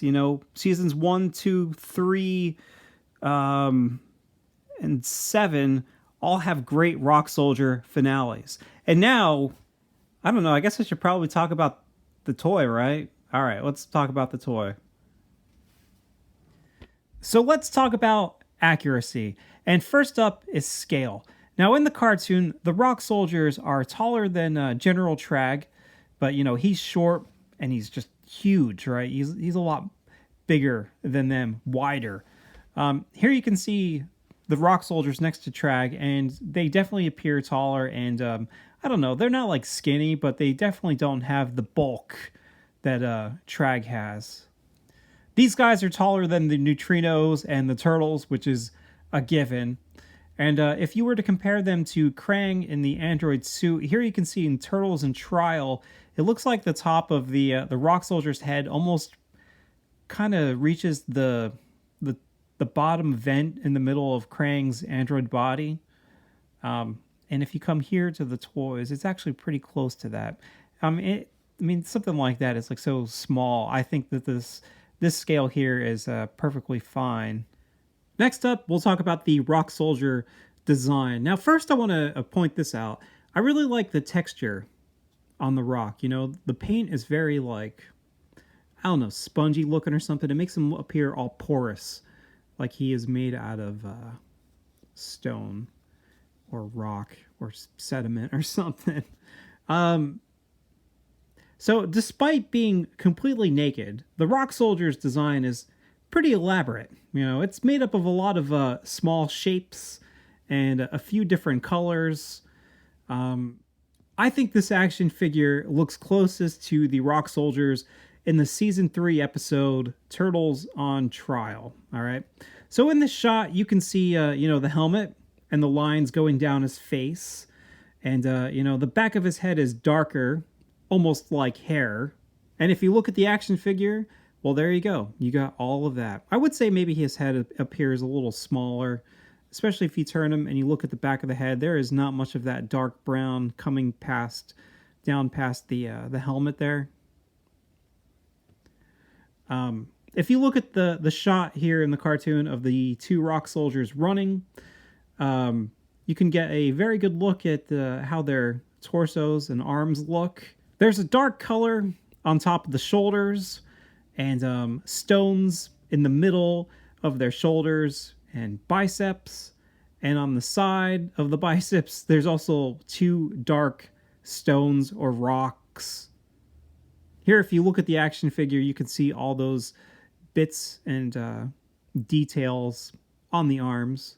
Done really well, you know. I don't know if this brighter brown kind of matches the brown in the cartoon, but I still think it's good. You know, I like it. The only thing really missing is if you look at their forearm, you can see that there is a dark rock or stone or color on the backside of the forearm. That is not included on this action figure. You only have this, I don't know, mid-level brown on the forearm. If you look at the back of the rock soldier in this shot, you can see how like the back of his upper arms and shoulders also have those stones. And if you come and look at the toy, you can see that yes, they are there, you know. Now on the front of his torso, there's a yellow X, and you can also see sort of like this like swirl design, like in the darker brown color. This action figure sort of has that. Like it sort of has that swirl, right? How it kind of goes around like that. You have the yellow X, of course, but these like horizontal stones or rocks in the middle of his abdomen are more pronounced than they usually appear in that episode. If you look at the episode Lost Queen of Atlantis, this kind of shows those horizontal rocks going down his torso a little better than they appear in Turtles on Trial. Now, what is funny about this episode is like if you look at the fronts of their bodies and then you look at this shot where it shows their backs, it looks like they copied the design from the fronts and just put it on the backs, which, I mean, come on, that's pretty lazy. That's not the worst back blunder, though. That would go to the Wrath of the Rat King, where here, you look at their backs, they have the yellow X's on their backs, and then you'll notice that the designs are, again, the same as the fronts should appear. And you look at Traag, and you're like, Traag's got pecs on his backs, and he's got those abdomen rocks. I mean, look at the front here. All of that is there. They just got really lazy and didn't, find the model sheet to figure out how to draw the back of his back. So back to Turtles on Trial, and in this shot you can see his back, and then if you come to the action figure, you can see that it is somewhat similar to that style. Now, throughout the episode, like his back and the back of his lower legs is not very consistent. Throughout the whole show, it changes quite a lot. The only bit that kind of stays there most of the time is this horizontal rock at the top of his butt. All right. Other than that, like you'll have episodes where he's got many horizontal rocks going up his back, or you'll just have ones that are just kind of like sloppily done. Like I said, I feel like the animators, maybe they didn't have the model sheet, or they were just like, nobody cares about the back. We'll just put whatever. This one right here, when you look at the rock soldiers from the back, they like drew them like how Traag should appear. Like that's General Traag's back from the season 1 episode, Hot Rodding Teenagers from Dimension X. So, like I said, if you look at the back of the legs here, like there's not really anything too specific, I think, to the back of the legs, So this just, to me, this just looks fine, except for this brown paint that's wearing off the joint. That always happens with NECA guys. If you look at the front, though, the fronts of the legs actually look really nice. I think the knee rocks look good. The only thing that's different from this and how they appear in Turtles on Trial is this middle brown should actually extend all the way down to the knee. See that there? All right. And then all that's left is the black boots. These guys wear cool leather black boots, I guess. No other clothes. Like, why would they have to wear these boots, but they have no other clothes on to wear? Like, shouldn't they just do like what Thing does and walk around barefoot, crushing everything? So that's pretty much it, from cartoon to action figure. I think they did a really good job. I think they did a really great job juggling all these different bits and pieces here to make him look like a really cool looking action figure, Because sometimes you look at the way they look in the cartoon and you're like, well, it would be difficult to translate that into 3D, but I think that they did a fine job. The only other thing is like sometimes the faces will be painted up a little bit where you'll have those different brown tones, but I think it's okay that he just has a plain face. I don't know, that I could go back and forth on that one, I guess. All right, so now let's talk about articulation. Now this rock soldier, he has a ball joint at the base of the head and also a ball joint at the base of the neck. And that actually gives him a lot of, my hand keeps slipping, a lot of good movement. Like, he looks straight up. He can look, like, down really well. He can rock his head from side to side. Doo-doo-doo-doo-doo. He looks, like I said, there's something about the head that really reminds me of, like, a mushroom. The shoulders here can swivel all the way around. Now, this upper body piece is like, it's like a soft piece of vinyl, but it doesn't hinder the movement of the arm at all. It also has a hinge, so you can hinge it upward. You don't have a bicep cut, but you have double jointed elbows. And I think that these do a really good job of hiding the joints. Sometimes double jointed elbows to me just look funky and weird and stuff. But I think the way that these look, because he is made out of, rocks or stones, it looks perfectly fine because it looks like different rocks moving together, So these hinge and they also can swivel on the top and the bottom. The wrist here has a swivel and a hinge. Now the upper torso here, I don't know, it can like rotate forward and back, but it doesn't do it very much. You can rotate it around, but it also kind of, I don't know, stops a little bit. It's a little stiff. It's perfectly, I'm sure you can get, he doesn't really have to rotate much more than that, I guess. I don't know. You should be able to do some pretty decent poses with this guy. Now, his waist, it looks as though his waist is supposed to swivel, but mine does not want to rotate at all. I don't know. I believe that there's a swivel point here, but mine, it's not swiveling. The hips are ball joints. And, they're just like the Crooked Ninja Turtle gang member. They rotate around the ball up here, and then they also rotate or swivel down here, which is nice. This little, piece in here does kind of stand out to me a little bit. This very soft plastic piece in there. He has single-jointed knees. And they also swivel. And then the ankles here have a hinge, and you have ankle rockers. Now, sometimes I think when you're trying to get him to stand, he's a little stiff. I think the ankle joints are a little, hindered. Like, they don't really rotate up a lot. But, I can still get him into this, movement pose, like he's walking or running, which is nice.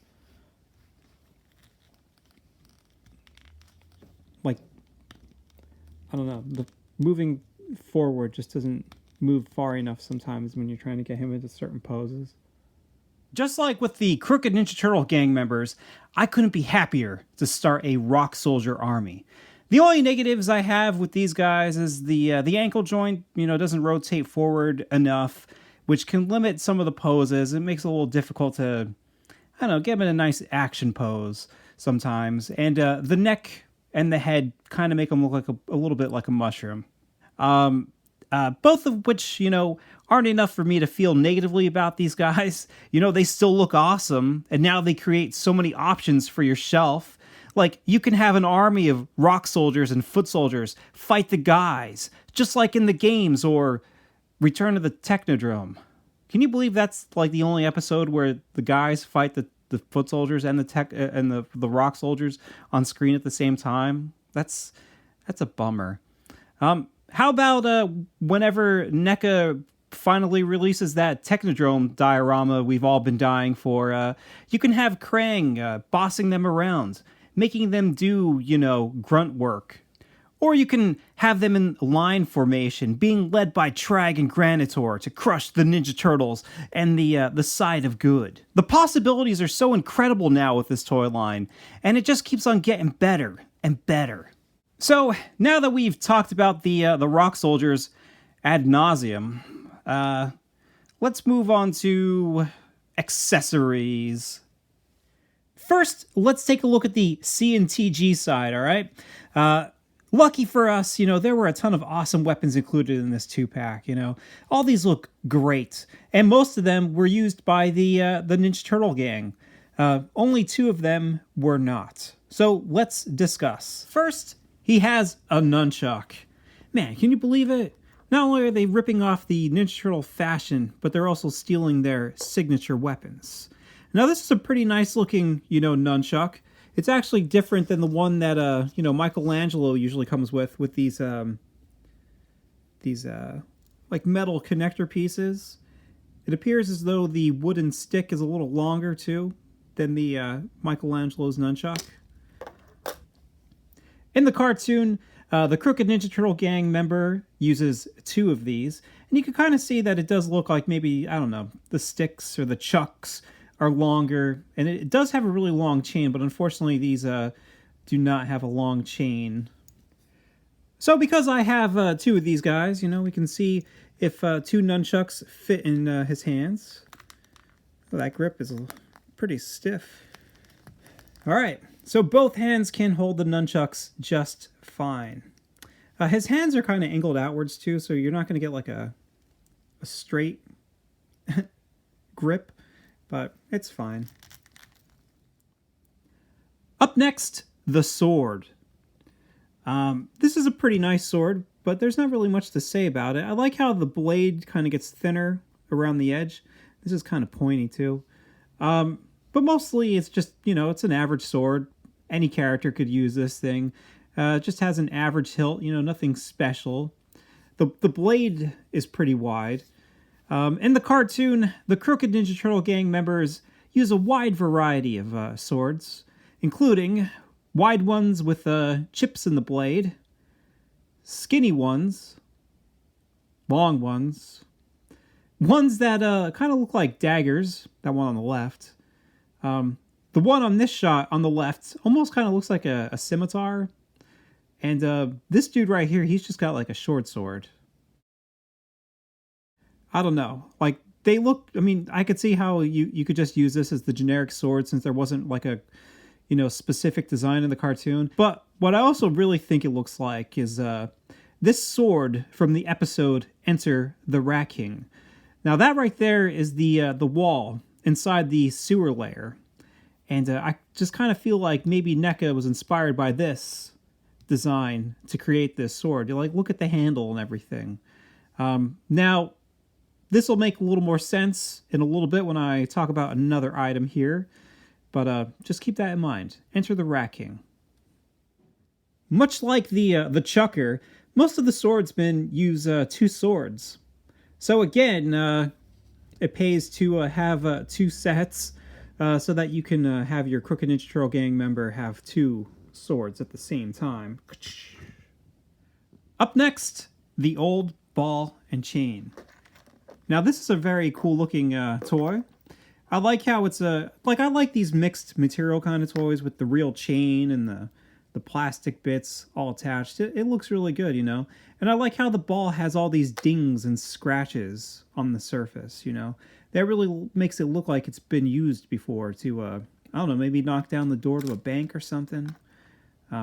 It's nice. I also really appreciate that none of this was a reuse of Attila's ball and chain. Like, the handle's different, the ball's completely different.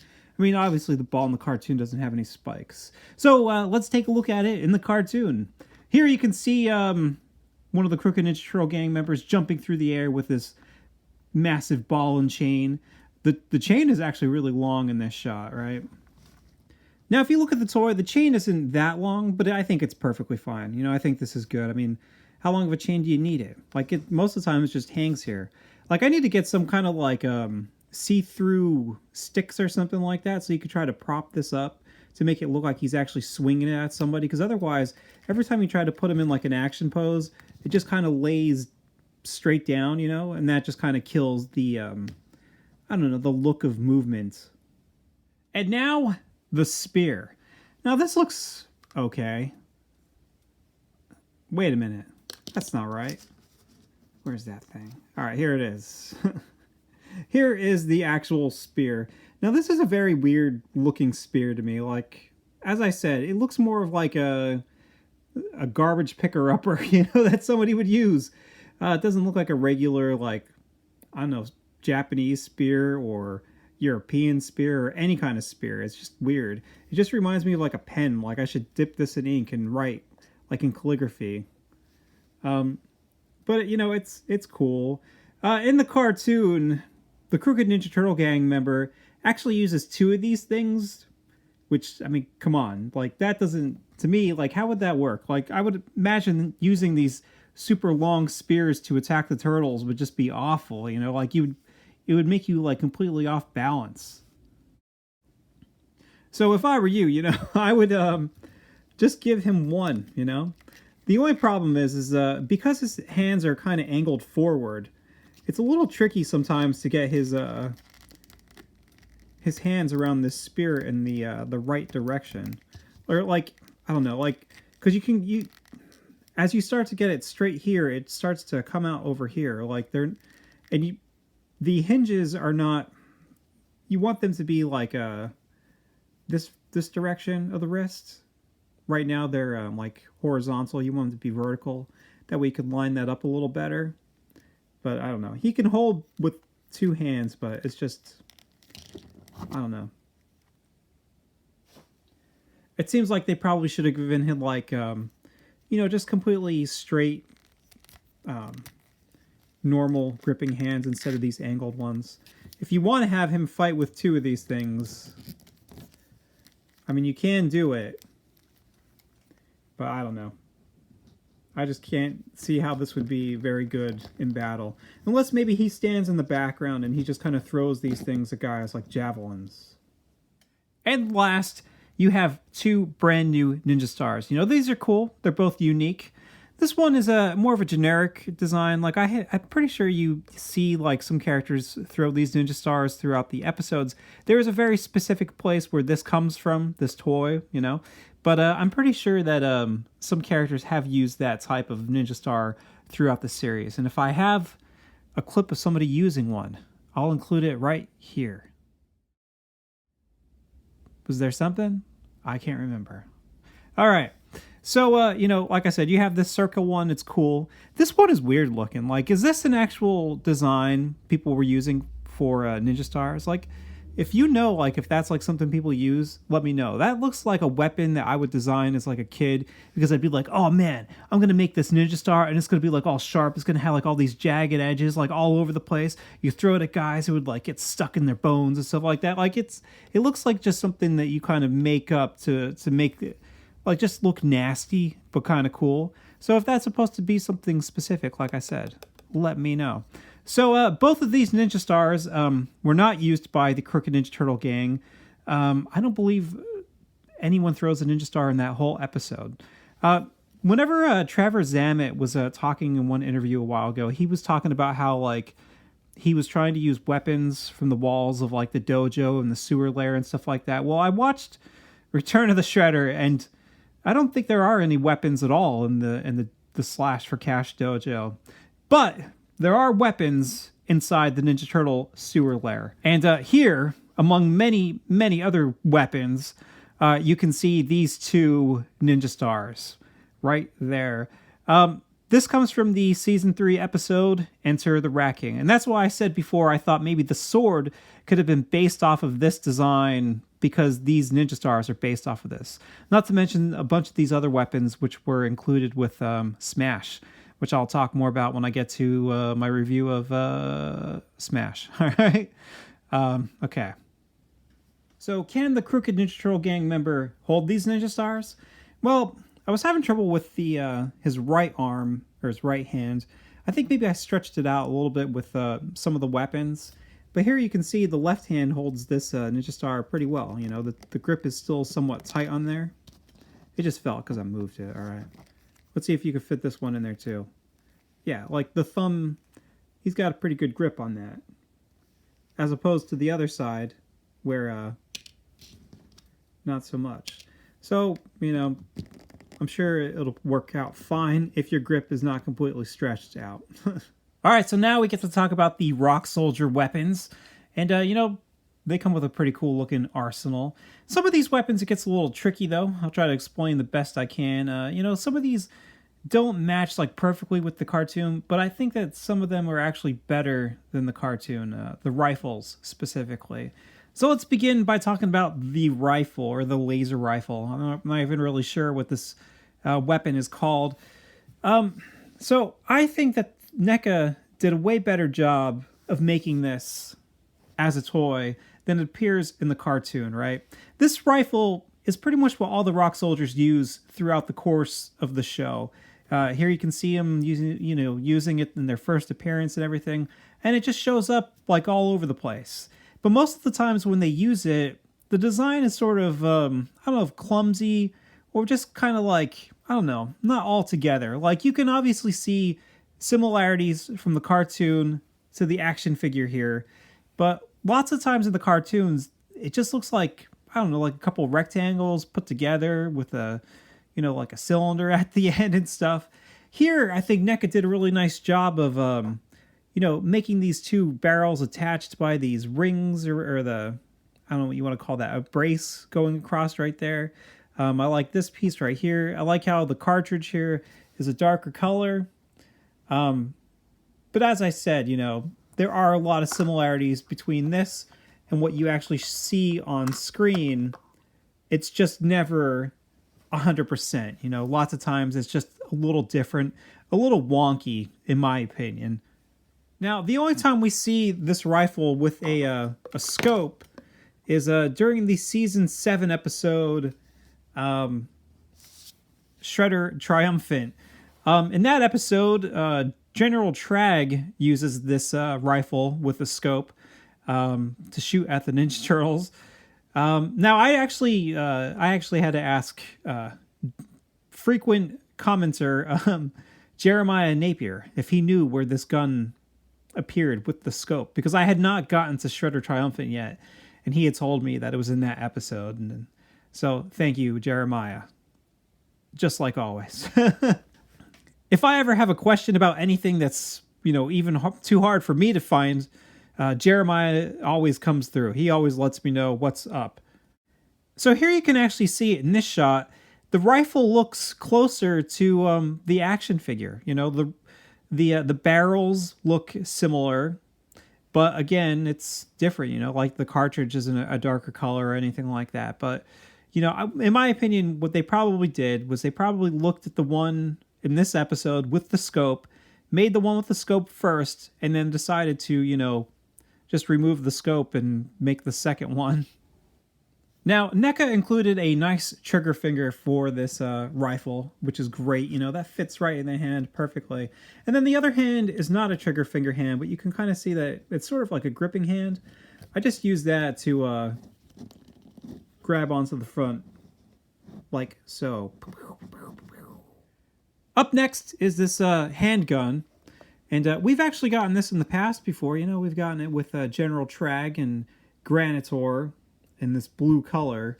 This gun was mostly used in the season 1 episode, Hot Rodding Teenagers from Dimension X, all right?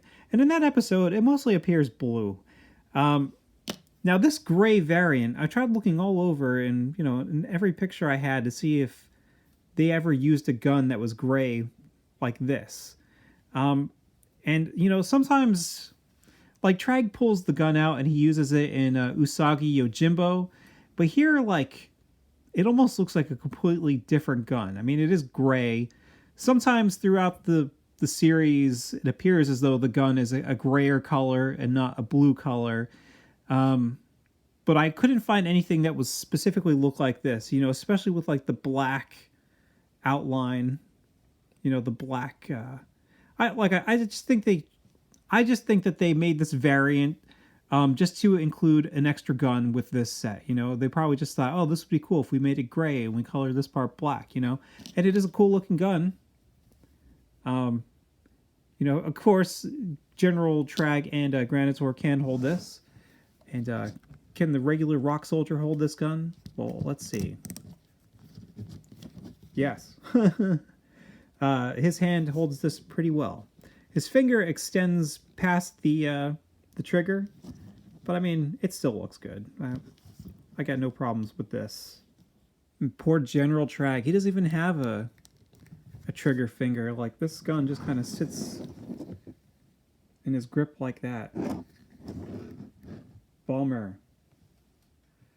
Up next, you have the mutagen canister, which is from Invasion of the Punk Frogs. That's when the Rock Soldiers threw the blue one through the portal, and it ended up in Florida and mutated the frogs.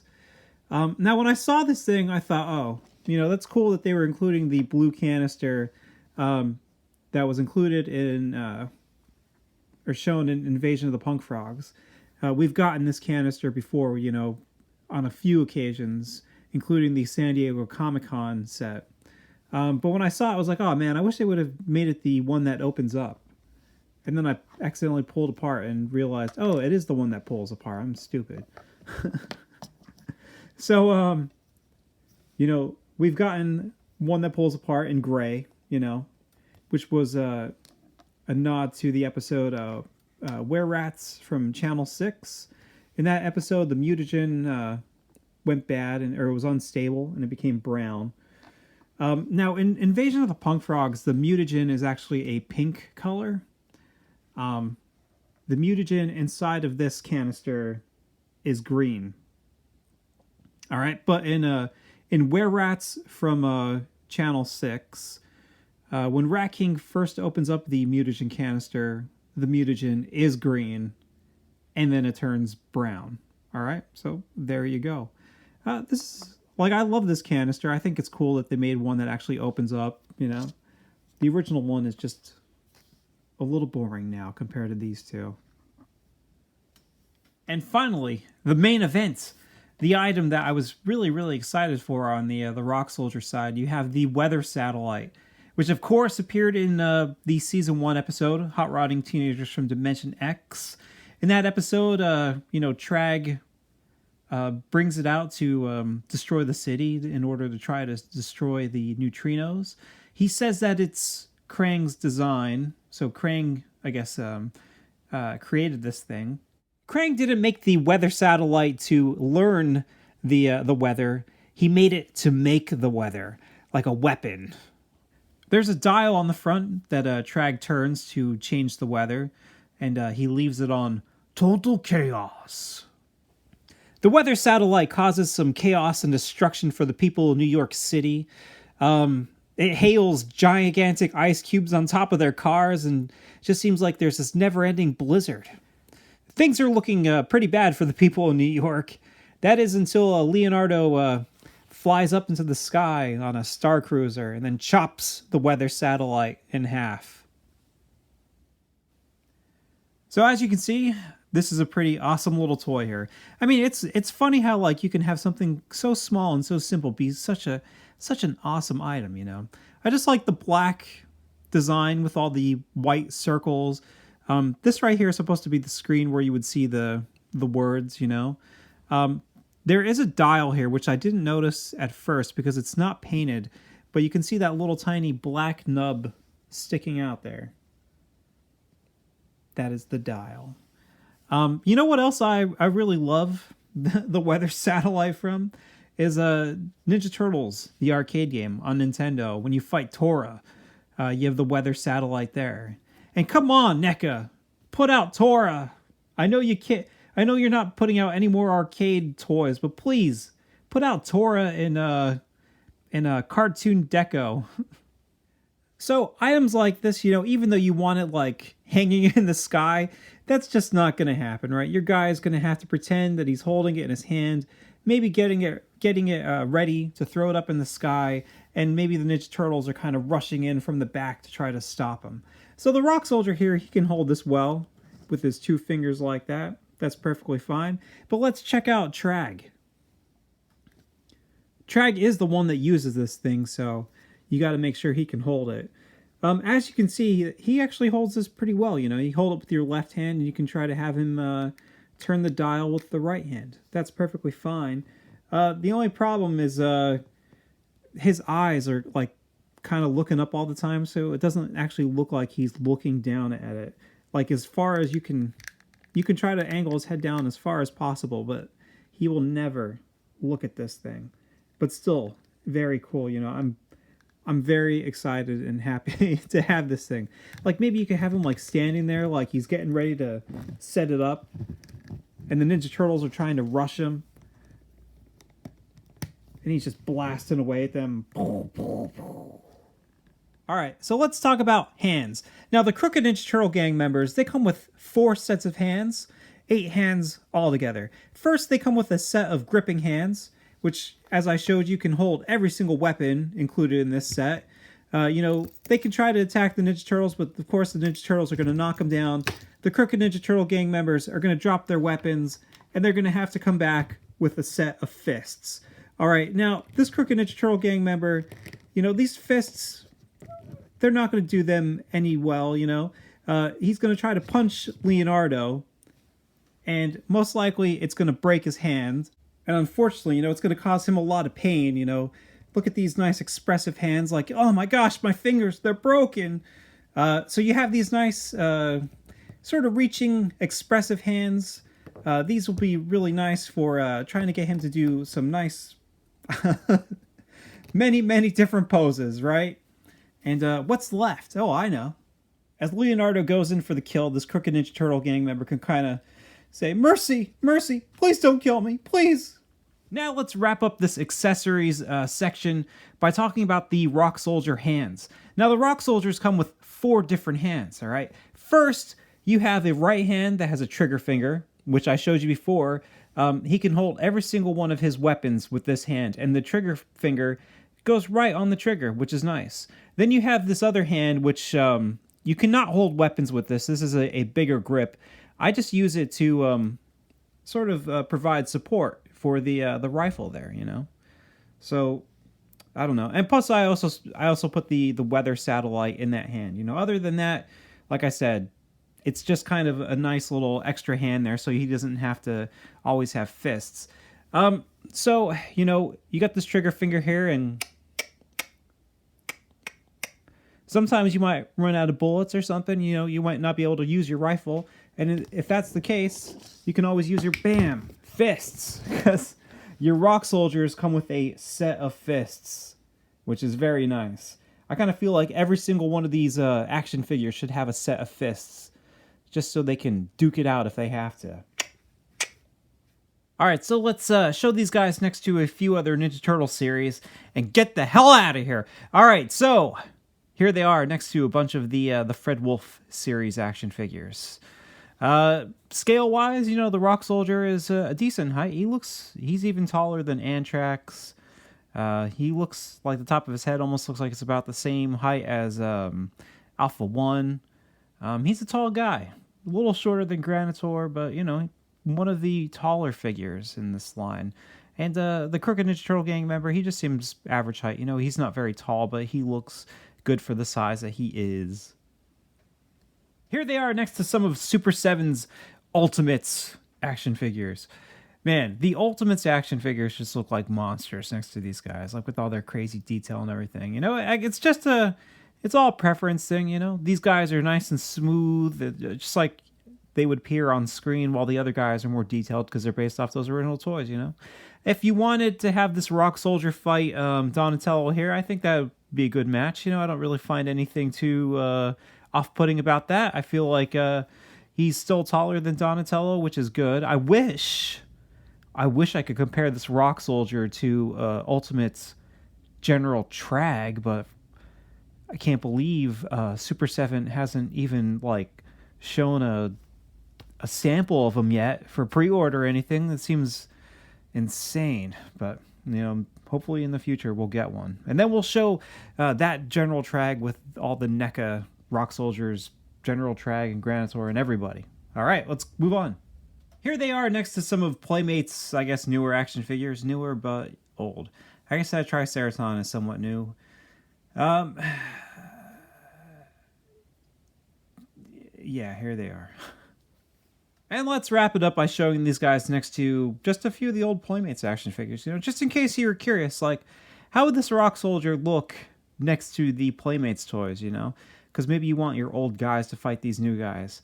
I don't know. I think visually they are very different. I feel like there are some toys from the Fred Wolf series that, you could put next to your Playmates action figures and it looks perfectly fine. Like the Roadkill Rodney. I feel like that still kind of works. But I don't know. This guy, just because of his build and everything, I just don't think he fits him. And obviously the Crooked Ninja Turtle gang doesn't fit at all. So, I mean, it's up to you. What do you think? And that's it. I can't believe it, but I'm finally done. I think I started this video like almost a month ago, which is ridiculous. Just off and on, I've been working on it. I think I've probably sunk about 20 hours or more into this thing, including the time to get all of the screenshots, shoot the footage, edit everything together, and, record any other extra voiceovers that I might need. So after this, I'll be talking about Smash and Zack. But while I'm working on that in the background, I'll also be trying to get up some Super 7 Ultimates reviews. They put out way too many Ninja Turtle toys within the span of like 3 weeks. It's ridiculous right now. I have a mountain of stuff to go over. So if you couldn't tell, I'm very, very happy with this 2-pack. The worst things about this is the Rock Soldier ankle joint can be a little stiff, can be a little tricky to get them to stand, but in general, it's still fine. And the Crooked Ninja Turtle gang right knees, like that, it was such a touchy area. But other than that, I think the paint and everything looks great on these guys. I think the detail is nice. I think this is a set that, if you're a Ninja Turtle fan, you definitely want to pick this set up, And for me, it's like, the more the merrier. Like, I want to get like maybe 2 more of these sets and have 5 each of these guys. That's the plan. So thanks for watching. Let me know what you think, and talk to you later.